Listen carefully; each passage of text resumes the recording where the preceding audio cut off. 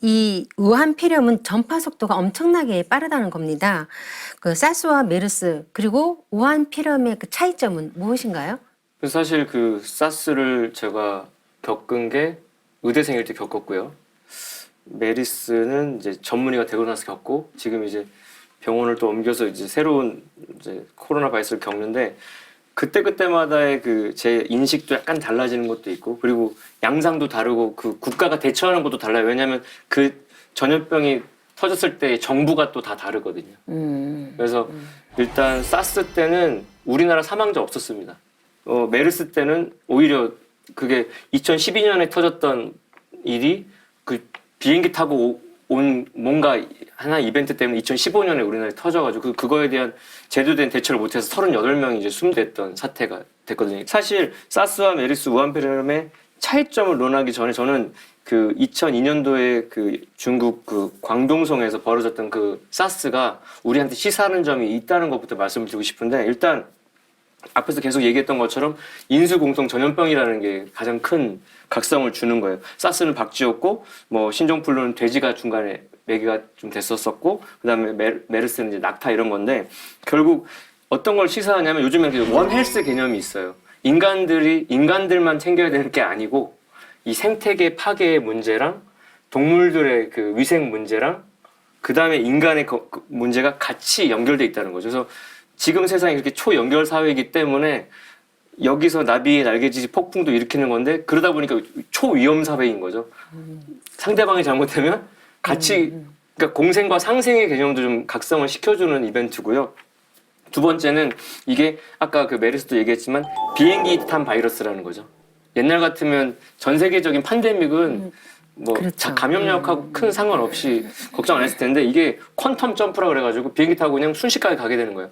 근데 사스나 이런 것들은 이미 이제 지나간 거고 그 당시에 우리나라도 사스를 방역했던 우리 그 질병통제본부의 사람들이 이건 다 리허설이라고 했는데 아니나 다를까 그 이후로 많은 이제 병들이 있었죠. 지금 그 우한폐렴이라고 해서 처음에 많은 공포심을 일으켰던 것 중에 하나는 다른 병들하고 다르게 새로운 차이점이 뭐냐면 얘는 사스와 메르스 때 잠복기는 있었지만 잠복기 때 전염력은 일절 없었거든요. 근데 이번에 신종 코로나 바이러스 코로나19는 잠복기 전염이 있고요. 무증상 감염이 있기 때문에 이렇게 되면은 너무너무 무서워지는 거예요. 예를 들어서 우리나라에 확진자 12번 확진자가 있거든요. 뭐 그 사람 한국에서 큰 병을 안 일으켰지만 그 사람을 우리가 그 동선을 확인했더니 접촉자가 몇 명인지 아십니까? 666명입니다.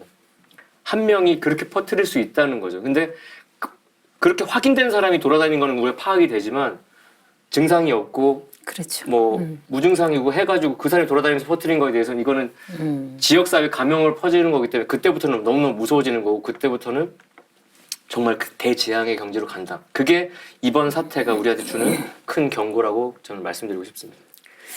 메르스가 발생했을 때 하포송님은요 응급의학과 전문의로서 그 현장에서 이렇게 대응팀을 꾸린 걸로 알고 있는데요. 그때 상황이 굉장히 급박했을 것 같아요. 사실 그래서 그때 의료진도 막 죽어버려가지고 우리 의료진들도 야 이거 죽을 수 있구나.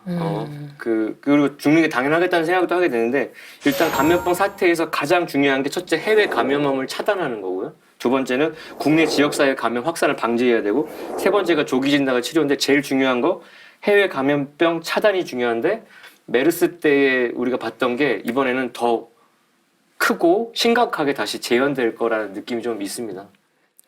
네, 그 메르스가 발생했을 당시에 의료진들도 이렇게 뭐 진료를 하다가 많이 돌아가셨잖아요. 말씀하신 것처럼 의료진들이 이런 환자들을 돌보기 위해서 현장으로 달려가고 있어서 감동을 주고 있는데요. 그런데 이번 사태가 중국 정부 차원에서 말씀하신 것처럼 초기 대응에 어떤 그런 실패를 하면서 크게 확산됐다고 하지 않습니까? 그렇죠. 사실 이제 이번 그 우한 사태에서 가장 중요한 문제는 초기 대응에 실패했다. 그래서 가장 큰 실수를 한 것이 초기에 일이 발생되었을 때 정확한 정보를 알려줘야 되는 겁니다. 그러니까 예를 들면은 이러한 위험한 폐렴이 발생했으니까 모두 다 마스크를 끼고 다녀라. 손을 깨끗이 씻고 다녀야 된다. 사람 많은 곳에 가지 말아라. 뭐 이런 거가 굉장히 중요한 거죠. 그런데 우리가 지금 뉴스를 통해서 보면 그런 걸 계속 시시했단 말이에요. 시시하다 보니까 일반 시민들은 아무것도 모르는 상태에서 그냥 무방비 상태로 이렇게 노출이 됐던 거죠.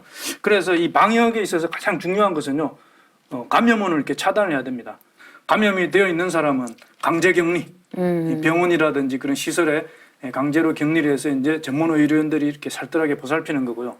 그것이 아니고 이제 이렇게 다녔던 동선에서 노출됐다라고 이렇게 생각되는 사람들은 대개 이제 집에서 그 자택에 이제 자가격리 뭐 이런 걸 계속 하는데, 문제는 이제 그 당국에서 아무리 그런 그 많은 인원을 투입을 하고 예산을 들이고 뭐 해도 사실은 이게 오늘날 우리가 사는 이 세상의 어떤 그 특징 때문에 그걸 완전히 이렇게 막기가 어렵다라는 겁니다. 맞습니다. 이미 이제 지역사회 감염 단계로 이렇게 갔다고 이렇게 볼 수가 있거든요. 지역사회 감염이라는 것은요, 내가 언제 어디서 어떻게 감염되었는지 나도 모르고 방역당국도 모르고 누구도 모른다라는 겁니다. 그런 상황이 이제 오게 되면 정부의 어떤 조직적인 이런 방제 시스템이라는 것이 완전히 무용지물이 되는 그런 상황이죠. 네.